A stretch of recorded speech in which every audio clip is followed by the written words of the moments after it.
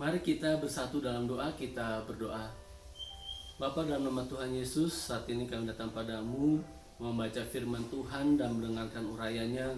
Berkenan kuasa Roh Kudus Allah memampukan kami untuk memahami dan melakukannya. Dalam nama Tuhan Yesus Kristus. Amin. Firman Tuhan hari ini dari Mazmur 31 ayat 1 sampai ayat yang kelima dan ayat 15 sampai ayatnya yang ke-16. Demikian firman Tuhan.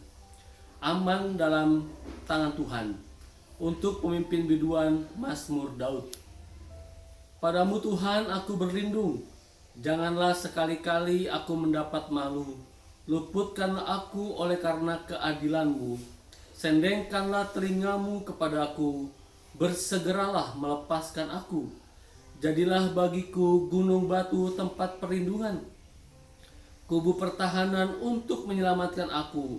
Sebab Engkau bukit batuku dan pertahananku, dan oleh karena namamu Engkau akan menuntun dan membimbing aku. Engkau akan mengeluarkan aku dari jaring yang dipasang orang terhadap aku, sebab Engkaulah tempat perlindunganku. Ayat 15. Tetapi aku kepadamu aku percaya, ya Tuhan. Aku berkata, Engkaulah Allahku. Masa hidupku ada dalam tangan-Mu. Lepaskanlah aku dari tangan musuh-musuhku dan orang-orang yang mengejar aku. Demikian firman Tuhan. Terpujilah Tuhan Yesus Kristus. Amin. Shalom jemaat sekalian. Hari ini kita belajar firman Tuhan dari Mazmur 31, berbicara tentang ekspresi Raja Daud, imannya kepada Tuhan. Ungkapan perasaan-perasaan Raja Daud kepada Tuhan lewat doa dan pergumulan yang dinaikkan kepada Tuhan. Pertanyaannya begini, apa yang akan saudara lakukan, apa yang akan saudara pilih ketika saudara diperhadapkan adanya penderitaan demi penderitaan? Apakah lebih memilih marah, takut, kecewa, was-was, khawatir, ataukah hal yang lain? Pilihan-pilihan itu ternyata bagi Daud tidak dipilihnya, karena itu ada pilihan yang salah. Bagi Raja Daud ada pilihan yang benar ketika menghadapi penderitaan yang begitu amat sangat. Pilihan ini menentukan langkah selanjutnya. Pilihan ini menentukan hidup yang akan dijalani. Pilihan ini menentukan kualitas iman kita kepada Tuhan. Oleh sebab itu saudara, mari kita belajar pada Raja Daud. Pilihan apa yang diambil ketika dia sedang menghadapi masa-masa sukar, masa-masa sulit, masa-masa penderitaan di dalam hidupnya. Nah, tema firman Tuhan hari ini adalah sukacita dalam penderitaan. Mari kita belajar dari Raja Daud, bagaimana dia bisa bersukacita ketika menghadapi penderitaan. Ternyata penderitaan tidak menghalangi Raja Daud untuk bersukacita kepada Tuhan. Di sini ayatnya yang kedua dikatakan demikian. Padamu Tuhan aku berlindung. Ini adalah sebuah pengakuan Daud kepada Tuhan. Daud adalah seorang raja. Dia punya kekuasaan, dia punya prajurit, dia punya harta kekayaan, dia punya istana yang megah dan mewah. Tapi ketika ada penderitaan, ketika dikejar musuh, dia tidak mengandalkan itu. Yang dia cari adalah Tuhan. Kenapa Tuhan? Karena Daud dalam perjalanan hidupnya sebelumnya, ingat perjalanan masa Daud sebelumnya, dia mengalami perlindungan dari perlindungan Allah. Dia mengalami pertolongan Allah, dimampukan Allah untuk mengalahkan Goliat. Pengalaman-pengalaman iman itulah yang menumbuhkan iman Daud, percaya bahwa Tuhan yang dia sembah tidak berubah kuasanya. Daud mengaku bahwa Tuhan adalah penguasa atas hidupnya. Padahal Daud punya segalanya. Pengakuan Daud akan Tuhan menunjukkan yang pertama adalah ayat yang ketiga. Sendengkanlah telingamu kepadaku. Wow. Perkataan Daud, pengakuan kepada Tuhan sebagai penguasa atas hidupnya, membuat Daud berkata, sendengkanlah telingamu kepadaku. Telinga berbicara apa? telinga terbicara tentang Daud punya relasi komunikasi dengan Tuhan. Bukti Daud mengaku akan otoritas Tuhan atas hidupnya. Dia membangun relasi dengan Tuhan. Dia membangun kepercayaan dengan Tuhan. Dia memiliki waktu khusus dengan Tuhan. Dan Alkitab mencatat Daud berkenan pada hati Tuhan. Karena Daud mencari Tuhan.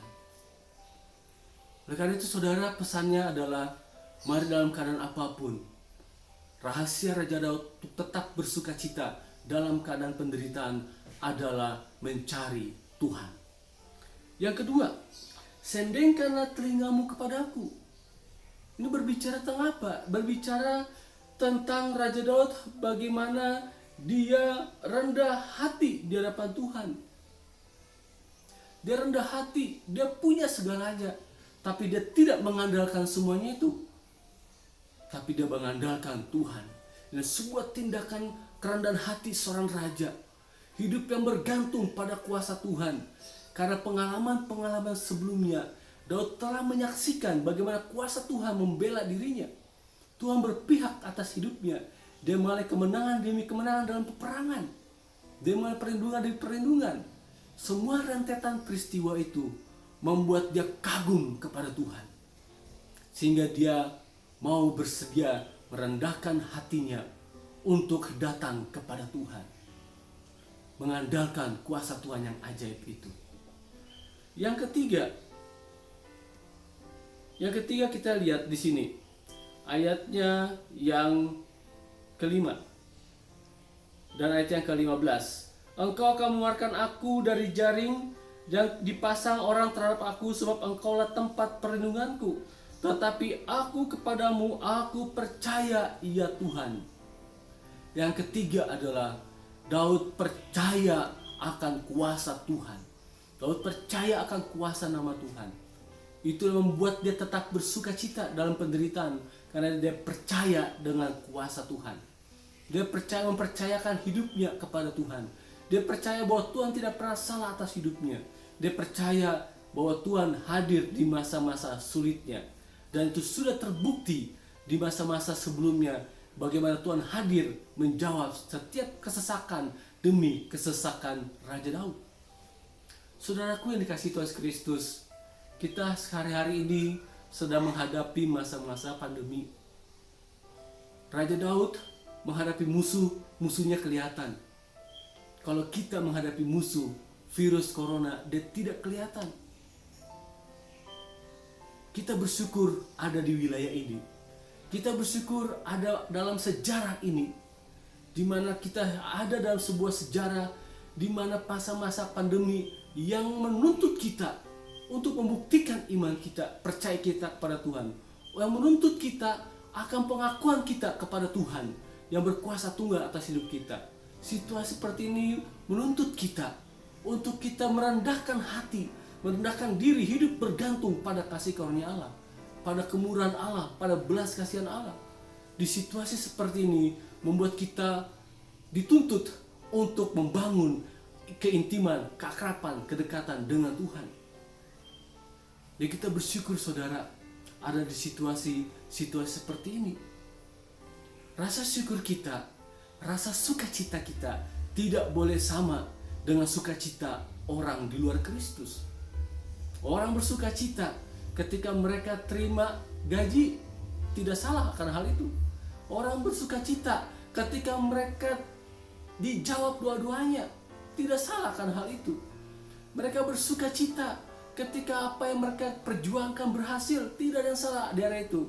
Namun saudara, Alkitab mencatat, justru Raja Daud mengajarkan kepada kita di ayat yang ke-8, aku akan bersorak-sorak dan bersukacita karena kasih setiamu. Ada kata akan. Berarti saudara, pada waktu Daud berseru kepada Tuhan, pada waktu Daud mengungkapkan isi hatinya kepada Tuhan, masalahnya belum selesai. Masalahnya masih ada. Dia masih dikejar-kejar musuh. Ketika Daud mengungkapkan hal ini, berarti masalahnya saudara belum tuntas. Tapi Daud berkata, aku akan bersorak-sorai dan bersukacita. Hebat sekali saudara.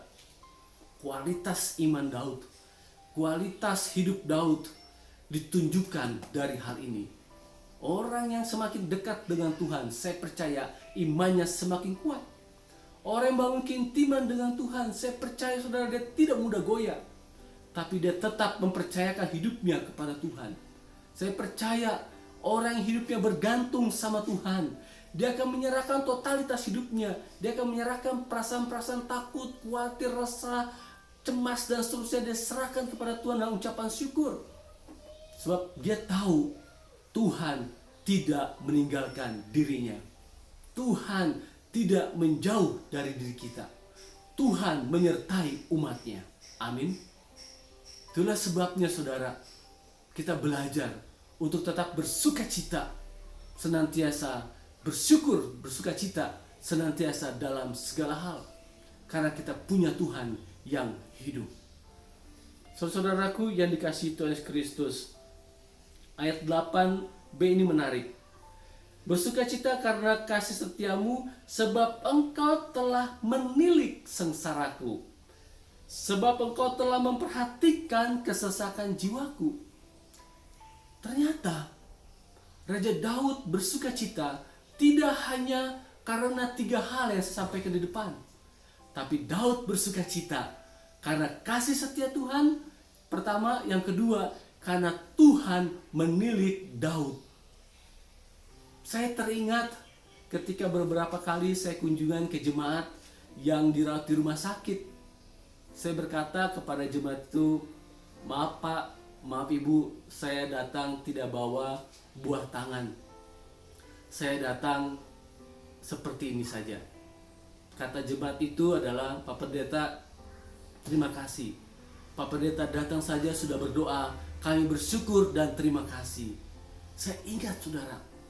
Jadi saudara, iman Daud, lihat, dia mengimani bahwa Tuhan menilik dari surga melihat keberadaannya.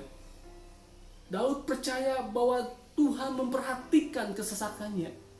Dari situ aja dia bersyukur, bersukacita. Kira-kira sama seperti ketika saya datang kepada jemaat yang berkunjung, yang saya datang ke tempat jemaat yang sedang sakit, berkunjung ke sana. Terus mereka mengatakan, terima kasih Pak Pendeta, sudah berdoa aja, kami sudah bersyukur, kami sudah bersukacita. Kira-kira seperti itu saudara gambarannya. Kita bangga punya Tuhan yang menilik kita, yang memperhatikan kita, kesesakan kita. Itu yang membuat kita bersukacita. Bersukacita di mana? Kita punya pengharapan.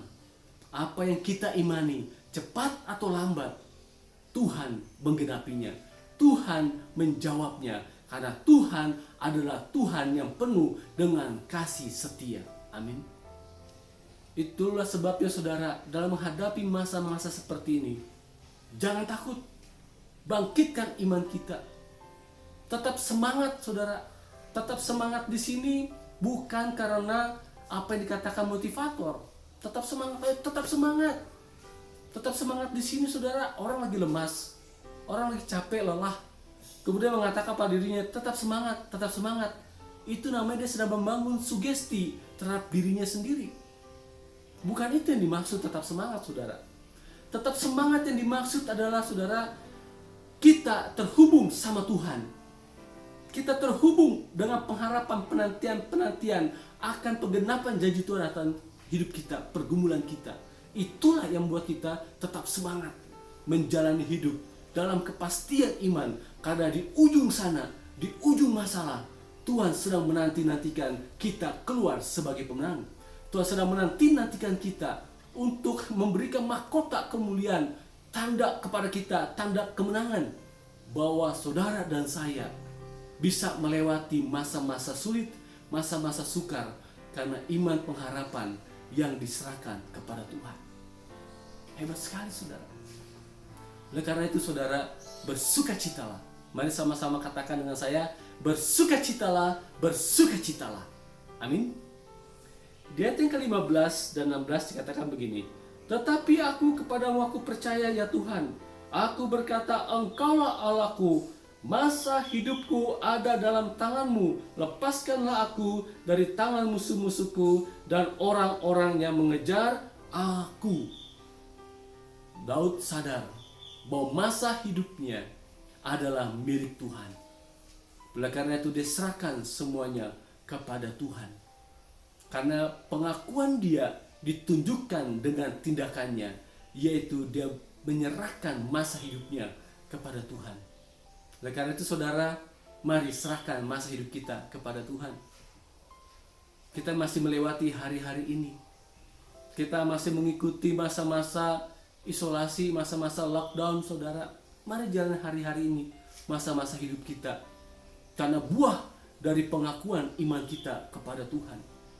Kita disuruh mengikuti himbauan-himbauan pemerintah. Saya mengingatkan saudara, kita memiliki iman, itu baik. Tapi jangan lupa, kita juga harus memiliki hikmat. Karena iman dan hikmat berjalan bersamaan. Iman tanpa hikmat, dia nekat saudara. Oleh karena itu, iman harus disertai dengan hikmat. Iman itu mana? Iman itu yang tadi kita sampaikan, saya sampaikan di awal, itu bicara tentang iman. Bahwa Tuhan melindungi saudara, itu iman.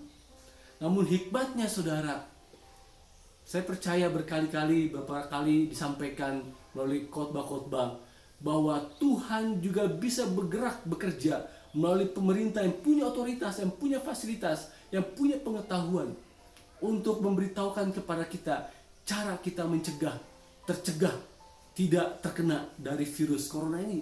Itulah hikmat. Oleh karena saudara, tidak bosan-bosannya dihimbau, tetaplah stay at home, tetaplah disiplinkan diri, pakai masker ketika ada di luar rumah, dan jaga jarak. Namun saudara, boleh kita jaga jarak dengan orang, tapi jangan pernah jaga jarak dengan Tuhan. Amin. Justru dengan Tuhan jangan jaga jarak. Terus bangun keintiman dengan Tuhan, bangun relasi sama Tuhan, untuk kita mengalami ketenangan jiwa, mengalami ketenangan hati, mengalami ketenangan pikiran. Karena hanya dekat Tuhan saja kita tenang. Bapak Ibu Saudaraku yang dikasihi Tuhan Yesus Kristus, mari milikilah hidup yang berkemenangan karena Tuhan, yaitu sukacita dalam penderitaan-penderitaan yang kita alami hari-hari ini. Sehingga itu meminimalisir saudara, kita dalam rumah tangga kita terjadi bentak-bentak, terjadi marah-marah. Karena orang yang bersukacita tidak mungkin dia marah-marah. Orang yang bersukacita tidak mungkin bentak-bentakan saudara. Orang yang bersukacita tidak mungkin saling teriak-teriak, maki-memaki. Oleh karena itu bersukacitalah. Karena ketika bersukacita, dia sedang mematikan keinginan daging untuk marah, mematikan keinginan daging untuk bentak-bentak, mematikan keinginan daging untuk maki-maki. Yang terjadi adalah kehangatan dalam komunikasi, dalam sapaan, ada keharmonisan dalam rumah tangga. Sebab itu saudaraku yang dikasihi Tuhan Kristus, tetaplah semangat di dalam Tuhan, di dalam kasih Tuhan, dalam damai sejahtera Allah, dan dalam kebaikan-kebaikan Allah. Jangan pernah menyerah dengan keadaan-keadaan kita, sebab Tuhan yang adalah setia, dia tetap menjaga saudara aman dalam lindungannya.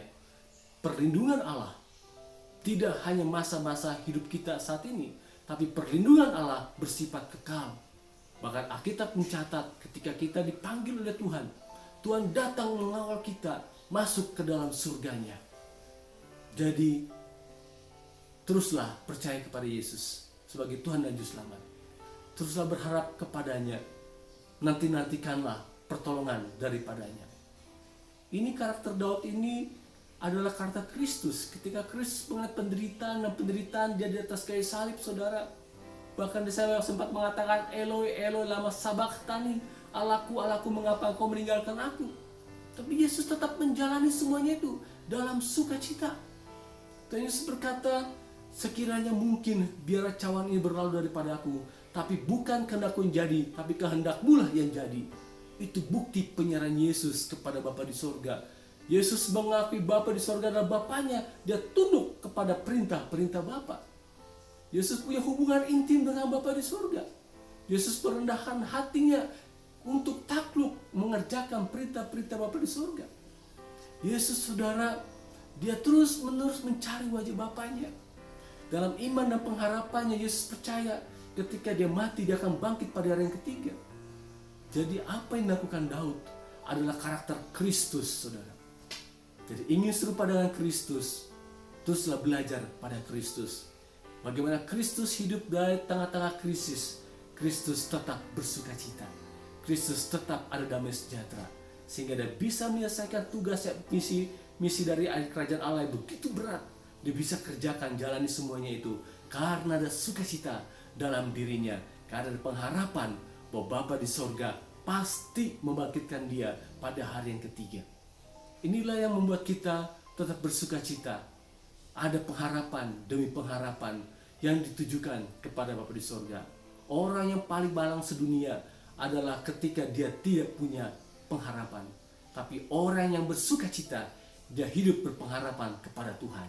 Karena Yesus Kristus tidak pernah berdusta. Dia pasti menggenapi janjinya dengan caranya yang ajaib. Dan firman Tuhan hari ini menjadi berkat bagi kita semua. Mari kita satu dalam doa. Bapa, terima kasih buat firman-Mu dan kebenaran-Mu hari ini menguatkan iman kami untuk berlindung pada Tuhan, melakukan apa yang Tuhan ingin kami kerjakan, membangun kepercayaan kepada Tuhan, beriman pada Tuhan, percayakan kuasa Tuhan, dan kami rendah hati di hadapan Tuhan. Kami tidak bergantung dengan apa yang kami miliki, tapi kami bergantung dengan Tuhan. Terpujilah Engkau Bapa, dalam nama Tuhan Yesus Kristus. Haleluya. Amin. Shalom. Tuhan Yesus Kristus memberkati.